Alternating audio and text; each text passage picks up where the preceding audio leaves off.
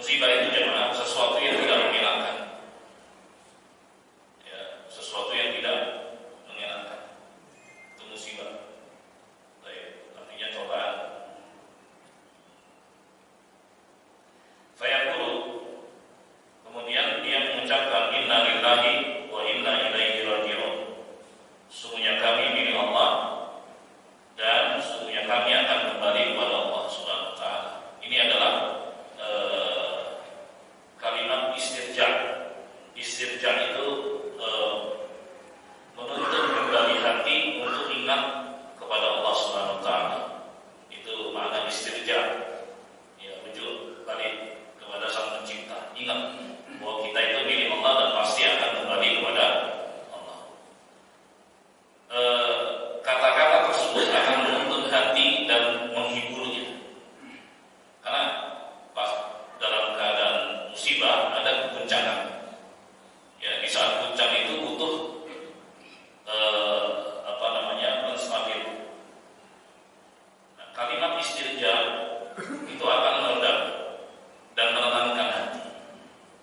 Istirja itu meredam dan akan menenangkan hati supaya tidak bergejolak gitu.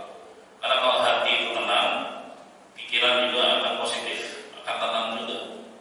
Tapi kalau hati itu kalut, jangan udah nggak terkontrol nantinya, apakah itu ucapan ataukah perbuatan. Sebab itu ya sedikit orang yang saat mendapatkan hal-hal semacam ini, ucapannya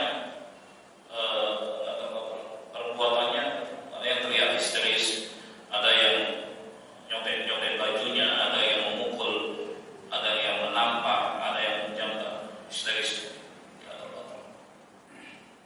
Makanya dianjurkan untuk mengatakan kata-kata seperti ini, inna lillahi wa inna ilaihi raji'un. Dan kalimat ini nggak mesti musibahnya itu berupa kematian. Kadang-kadang sebagian orang mengira bahwa kalimat inna lillahi wa inna ilaihi raji'un itu kalau ada yang mati. Ya. Sebagian ketika mendengar saudaranya karena musibah dia mengatakan inna lillahi wa inna ilaihi raji'un. Siapa yang mati? Nah, gitu. Selalu begitu ya. Padahal nggak mesti. Jadi musibah apapun, ya kalimat istirja adalah inna lillahi wa inna ilaihi raji'un untuk menuntun hati supaya tenang. Ingat pada Allah Subhanahu wa taala bahwa ini semua terjadi dengan izin Allah, bukan terjadi begitu saja gitu. Dan sebenarnya kalimat istirja itu banyak. Di antaranya ini. Contoh lainnya adalah inna lillahi ma akhadha wa lahu ma a'ta wa kullu syai'in bi ajalin musamma. Sungguhnya hak Allah Subhanahu wa taala untuk memberi dan untuk mengambil, itu hak Allah. Allah yang kasih, Allah yang ambil. Ini juga kalimat istirja, menyadarkan hati bahwa kita itu milik Allah dan akan kembali pada Allah. Dan segala sesuatu itu pasti ada ajalnya, ada batasnya.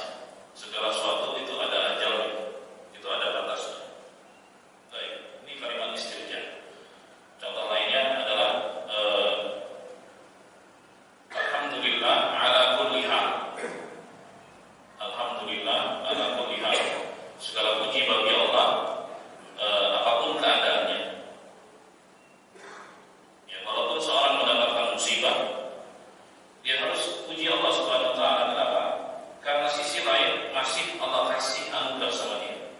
Cuman seringnya manusia itu fokusnya pada musibah yang dia dapatkan, padahal banyak sekali anugerah yang diberikan oleh Allah, tapi dia lupakan itu. Makanya Nabi mengajarkan untuk banyak mengucapkan kata-kata itu, alhamdulillah ala kulli hal. Segala puji bagi Allah apapun keadaannya. Kalau orang jawab untung gitu. Masih untung. Dapat misalnya musibah apa? Untung masih hidup gitu. Untung masih hidup. Kata-kata semacam itu. Ya. Jadi